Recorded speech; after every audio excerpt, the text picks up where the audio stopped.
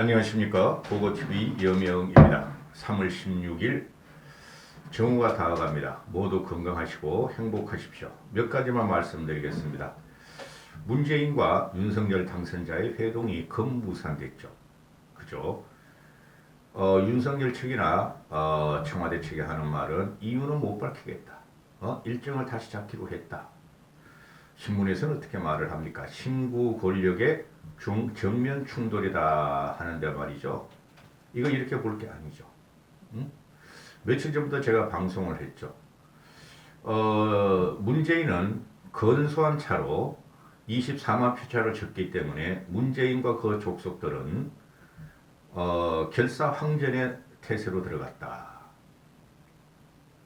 무슨 말씀이냐 하면은 윤석열이가 인수위를 지금 구성하고 취임을 하더라도 윤석열을 무너뜨리겠다 하는 게 지금 문재인과 그 족속들 민주당의 현실입니다. 지금 윤석열과 국힘의 뜰거지들이 그렇게 문재인한테 5년 동안 괴멸될 정도로 보수 우파가 괴멸될 정도로 그렇게 멸시와 조롱과 희롱을 당하고도 아직까지 통합과 협치를 말한다는 자체가 국힘은 좀비 정당이 된 것입니다. 대통령제에서 제왕적 대통령이든 일반 대통령이든 미래 새로 선출된 대통령이 모든 권력을 가져오는 것이 맞습니다. 여기서 민주당이 172석을 갖고 있고 이재명의 지지가 아직 확고하며 문재인의 지지가 확고하다는 문재인 족속들이 윤석열을 가만 놔두지 않겠다 하고 있는 이런 상황에서 윤석열과 그 뜰거지들은 우리 문 대통령 하면서 무엇을 바라고 이렇게 통합과 협치로 들어가는지 모르겠습니다.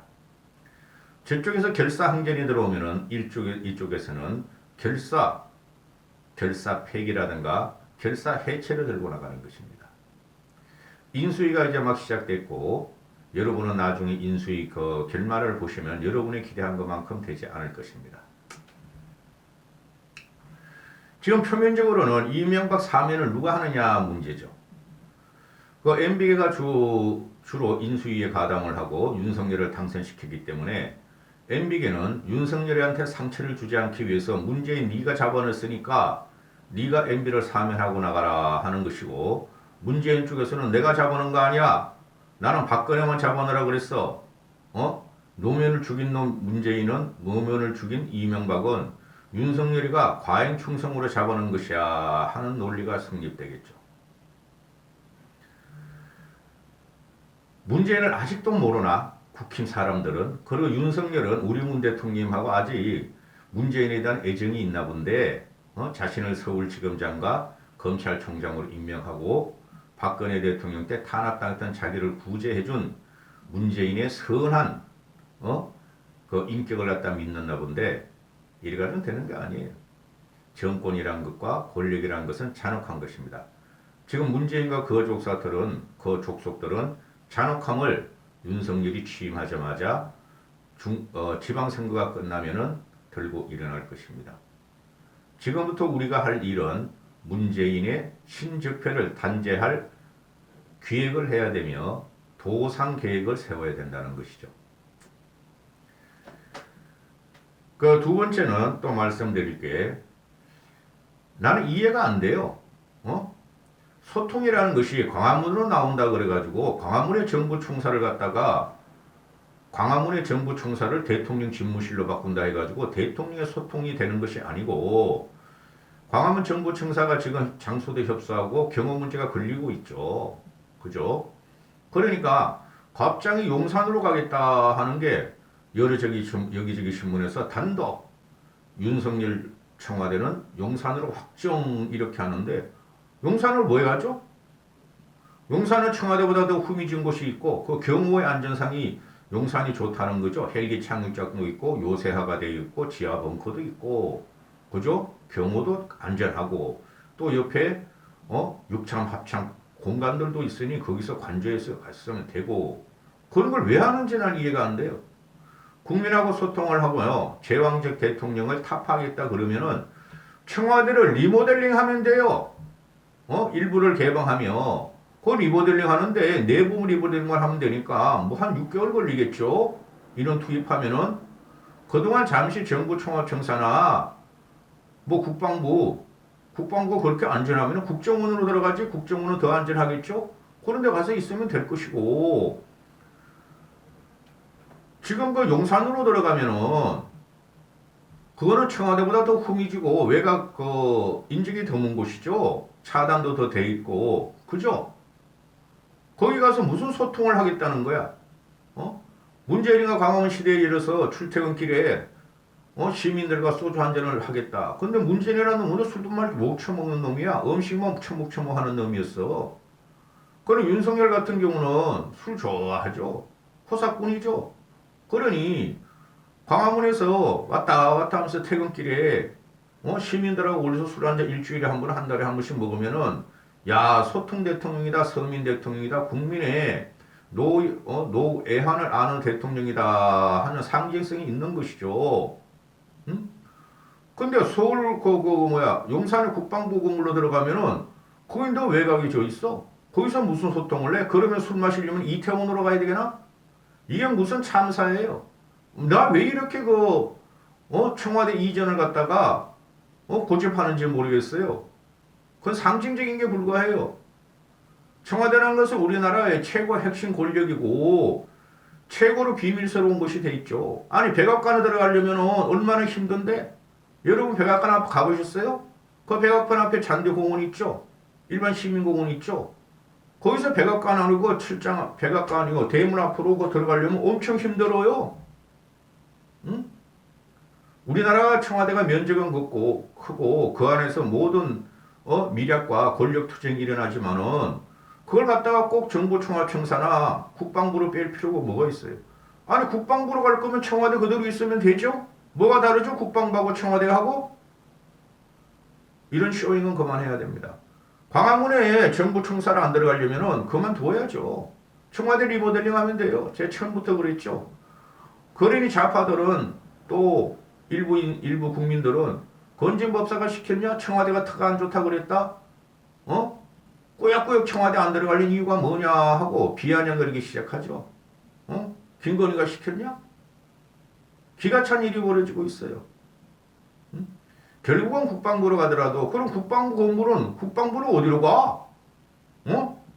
육참, 합참, 공참고 총장들은 어디로 가? 왜 이렇게 무리하게 진행을 하는지 이해가 안 가요. 그냥 광화문 청사에 안 갈 거면은 청와대로 다시 들어가고 아니면 광화문 청사에 잠시 있다가 지금은 문재인이라는 놈이 천묵청하고 있으니까 리모델링 못하겠다. 그죠? 청와대 리모델링 시키면 돼. 6개월이면 끝나요. 그 여민관 같은데 아니면 청와대 본관 건물 같은 거 또도 고치고 뭐 청와대 본관 건물에서 말이야 김정은이 같이 문재인이가 말이야 2층에서 3층에서 빨간 카펫을 내려오면서 말이야 김정인이 같이 그 연단에서 가지고 회견문 읽고 A4 용지 읽고 그거 없애버리면 돼요. 리모델링 하는 게 제일 좋아요. 그리고 참모들을 갖다가 대통령 집무실 옆에다 같이 붙여놓으면 돼. 한 공간 안에. 나는 왜 이런 짓을 하는지 모르겠어요. 또 윤석열의 세 번째, 윤석열의 정무특보로 당선인의 정무특보로 장성민이란 이 똘끼를 갖다가 지금 기용을 했죠. 나 이것도 이해 안 가. 장성민이가 도대체 언제적 인물이야? 김대중 때 인물이죠. 김대중 때 뭐 비서관이나 행정관을 하고 현재까지 20년 동안 아무 일도 안 한 놈이야. 그렇죠? 이놈이 뭐 동북아 평화재단이라고 했는데 직원 있어봐야 지하고 뭐 예산문 하나 있을 거야. 그래가지고 이 똘끼가 있어요. 이 말하는 거 보면은. 요번에 경선 과정에도 어떻습니까? 완전히 대기업으로 가서 전라도에서 얘가 지금 고생을 했으니 DJ의 기니까 자리 하나 맡으려고 그러는 거예요. 응? 경선 과정에서 윤석열 쪽으로 붙고 유승민 쪽 가고 그 다음에 그 이준석과 윤석열의 갈등이 있어 이준석을 조지면서 이준석을 탄핵시키려고 한 놈 아니에요? 나경원이하고 같이.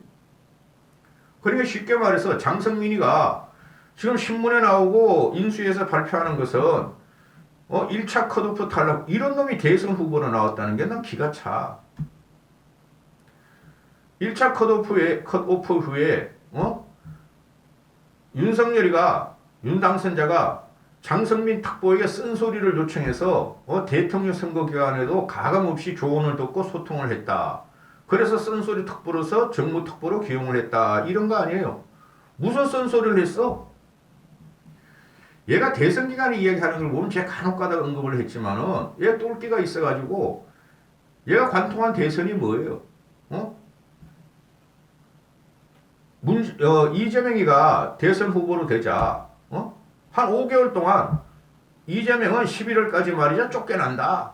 친구들한테 쫓겨난다. 12월 달에도 이재명은 쫓겨난다. 민주당인들을 강안에 안 둔다. 불과 대선 한 달 20일을 남겨놓고 이재명 저 끝났다. 쫓겨난다.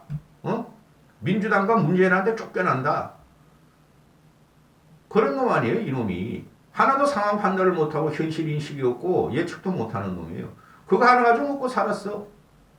그걸 어디서 받았었죠? 쿠키뉴스에서 받았었죠. 쿠키뉴스에서. 이준석을 조지는 쿠키뉴스에서. 그렇죠? 이런 놈이 지금 깐부, 간신히 윤석열의 정무특보로 가는 거예요. 그럼 정무특보라면은 대통령이 된다면 정무수석이 될 가능성이 많죠. 기가 차요, 이런 거를 보면. 응? 윤석열의 지금 인수위가 아직 다 구성이 안 됐으니까 이번 주 말까지 일요일까지 다 구성을 한다 그러는데 하면 악하는 인사들이 몇 명 나와요. 악소리 나는 인사들이. 그 중에 대표적인 게 장성민이라는 거죠. 지금 윤석열 쪽에서 김한길, 김병준, 박주선, 그죠? 그거 전부 다 인수위원장급이야. 안철수까지 사각체제로 같이 놨죠. 견제하겠다는 거죠. 보수 중도를 견제하겠다는 거예요.